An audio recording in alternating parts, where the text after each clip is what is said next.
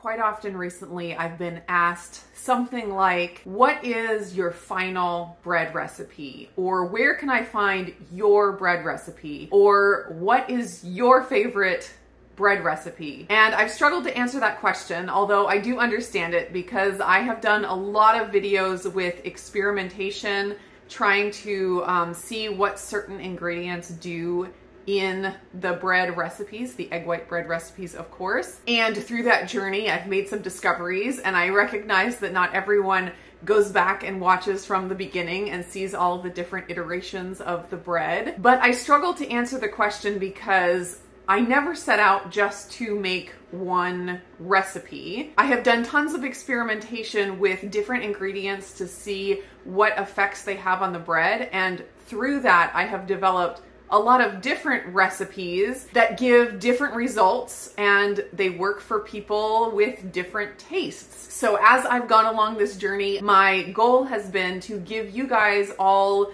just a peek into different options and an idea of what those different things do to the bread. And from there, you guys can, make your own recipe or find your own tweaks to make the bread just how you like it. And I have heard from many of you guys that you have done exactly that, and you have found your favorite perfect bread recipe, whether it's something that I put out there or something that you discovered along the way, a combination of things. Lots of people are having success finding a way to enjoy the egg white bread recipe. But for those that don't want to go back and watch the whole journey and see all the different options and iterations, I wanted to put this video out that is my personal current favorite bread recipe. And it is different from any of the recipes that I have put out previously. So even if you've watched all of my previous ones, this one will be a little bit different.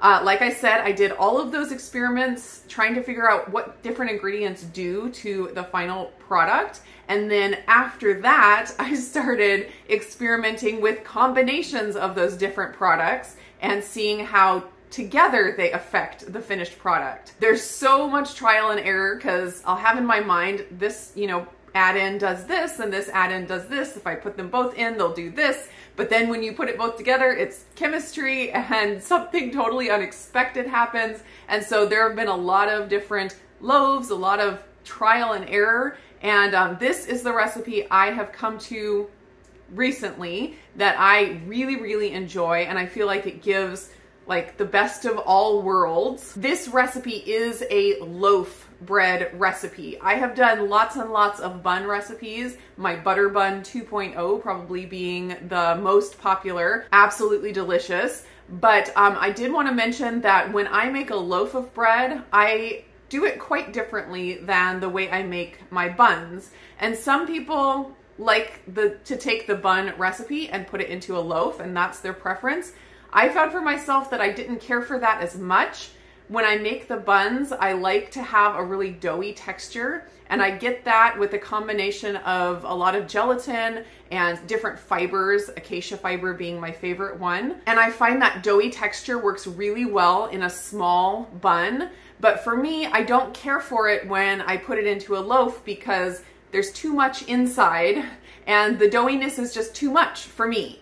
And so I prefer like a fluffy, light, airy bread that has some crumb to it, but it doesn't have that same doughy texture that the buns have. I use both things, the loaves of bread, and the buns for different things. And I like having both options for all different types of meals. So in this video, I'm going to be sharing with you my current favorite loaf bread.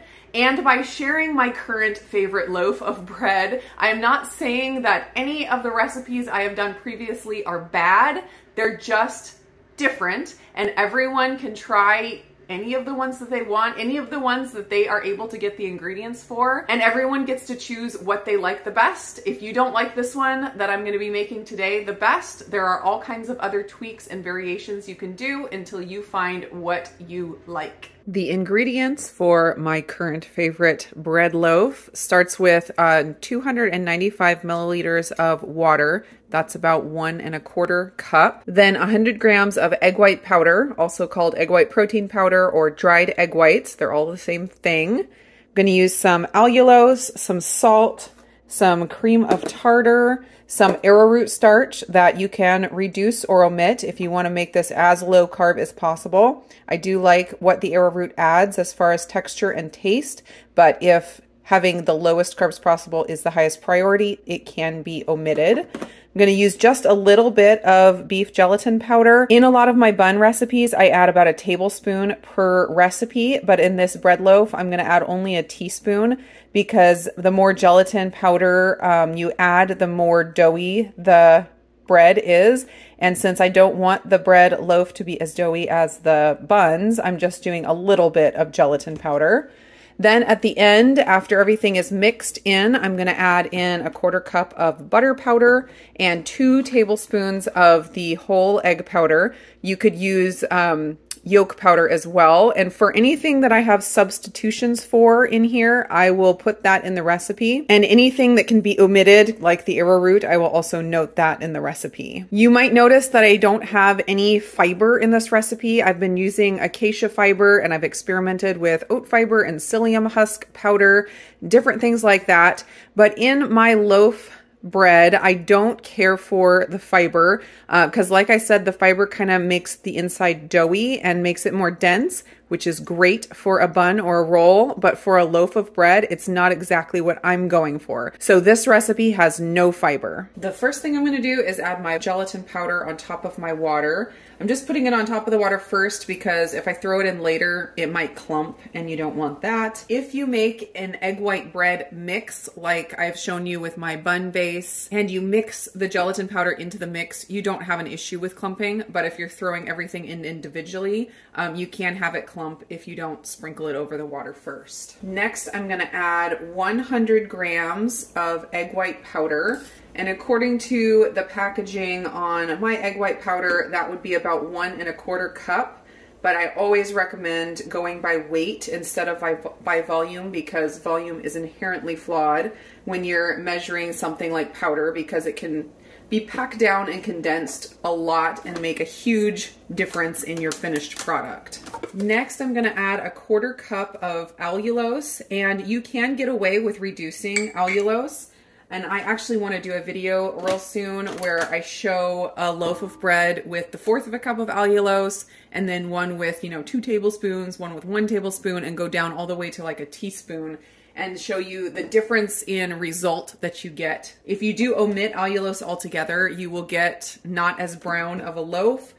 And I do recommend if you don't have access to allulose or you can't use it, turn the temperature of your oven up to like 375 or 400 and just check for doneness often. But having the temperature higher is going to get you a little bit more browning than if you try to cook it at 325 like the recipe calls for. Next, I'm going to add my 2 tablespoons of arrowroot starch, and that is 16 grams.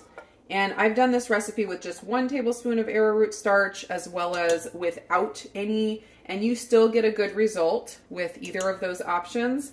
I just think it takes it over the top having the arrowroot in there. And my family likes this bread and they are not keto, so anything I can do to make it taste as good as possible to get them to eat it and up their protein, I am going to do that for sure. Next, I'm going to add 1.5 teaspoons of cream of tartar. And that is more than my other recipes have called for. And the reason that I increased the cream of tartar is actually not for the effect it has on the batter. It's used to stabilize the egg whites, but 1/2 teaspoon is plenty for that. I ended up increasing the cream of tartar by accident in one recipe, and I liked the taste that it gave.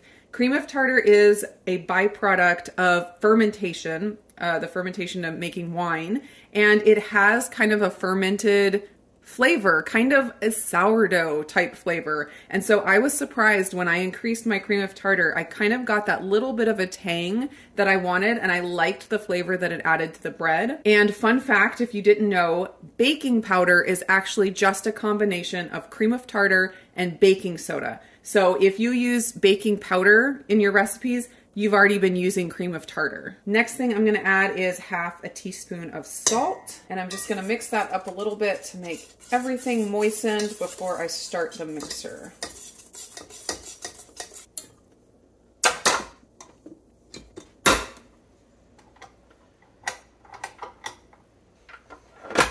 Also, before I start the mixer, I'm going to preheat my oven to 325 degrees, and I'm gonna measure out my butter powder and my whole egg powder and chat about that for a second. I'm gonna measure out 24 grams of the butter powder into my bowl, and that is about 1/4 of a cup.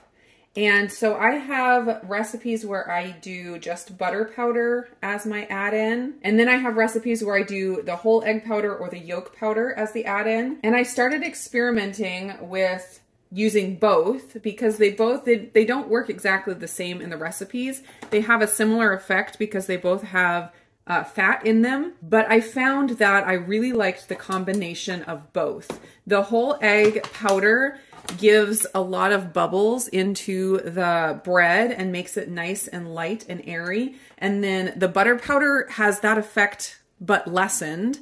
And then also the butter powder, of course, adds incredible flavor. And adding both to the recipe just gave the best of both worlds. So I'm gonna add 2 tablespoons of the whole egg powder, and that is 13 grams. And I'm just gonna get it mixed up together with the butter powder just to get it all incorporated. I also wanted to mention real quick that if you like the active dry yeast in the bread, you can add that at the beginning. I've shown how to do that with my bun recipes where I add just a little bit of honey, which is optional, and then the teaspoon of active dry yeast, and that gives a little bit of a yeasty flavor to the bread. For whatever reason, I don't really care for that in my loaf breads. I like it in the buns, but it just adds kind of a sweetness to the loaf bread that I don't really care for. So I don't add that step, but of course, if you like that, you are definitely free to add that at the beginning. Also, lots of people love adding nutritional yeast to their bread and love that flavor. I'm not crazy about that flavor, but that's another option that you can add in and play with and see if that's something that you like. So I'm just gonna set this aside for after this is finished whipping. I'm gonna start the mixer on low and slowly increase to high speed, and then I'm gonna mix it on high for 3 to 5 minutes. Sometimes it takes as much as 5, oftentimes it's done by 3 or 4 minutes.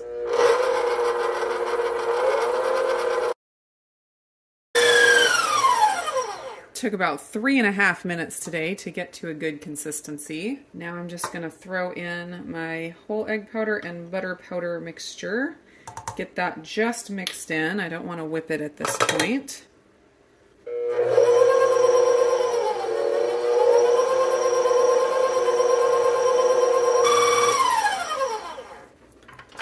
Good enough. Just giving it a quick stir to make sure I got all that butter powder and egg powder mixed all the way in. I do have a video on how I get my parchment paper to lay down flat in the pan. I will put that up in the cards here for those of you that are curious. So this batter does start to fall pretty quickly after you add in the fat powders. And that's actually a good thing because it gives the nice big air bubbles to the bread, but you do want to move quickly when you're spreading it into the pan. You don't want to take too much time to make it pretty, just a little bit. This recipe does like to split and kind of open up like a treasure chest just a little bit. So I'm going to try putting a line down the top to see if I can get it to split on the very top instead. Oh, that didn't work. Let's try again. See how that goes. And I'm going to throw this in the oven for 40 minutes at 325. Here it is. The slice across the top worked pretty well, actually. It didn't open up on the side hardly at all. I'm going to let it sit and cool in the pan for like 5 minutes or so, and then I will pull it out with the parchment paper and put it on a wire rack to cool the rest of the way.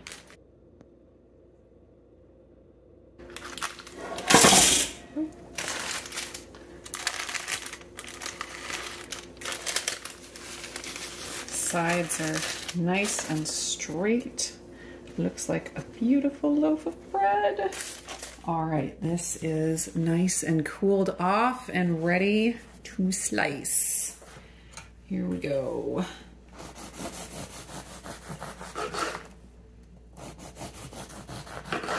There is a peek at the inside texture. So you can see there's like a variety of sizes of the holes.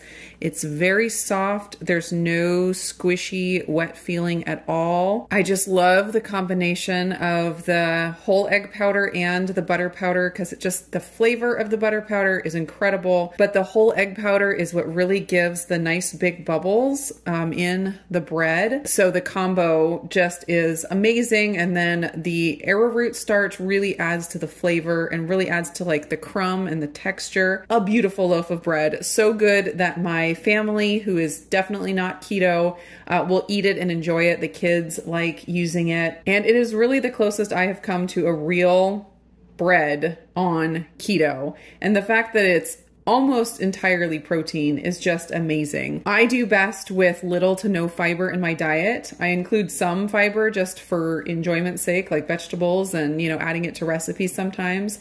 But with the loaf bread, I find that I don't even need it to get a really nice loaf. So I save it for when I want to make like butter buns or some of my other bun recipes. It just adds a little bit different of a texture that I don't feel like I need in my loaf bread. I'm just going to slice the rest of this up here. Some people ask why I slice up my whole loaf at once, and the only reason is because I don't like getting my knife and my cutting board dirty multiple times. When I slice it all up, then it's just ready to pull out and use.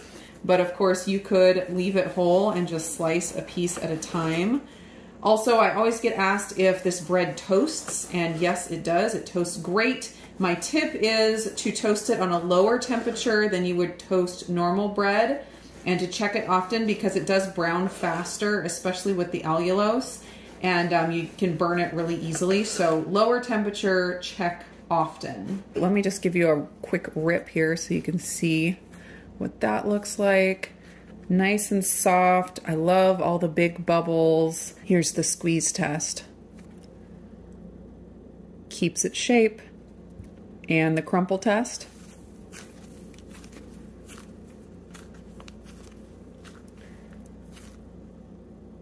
Pretty crumpled, not popping back. Thanks so much for watching, and I will see you again in another video.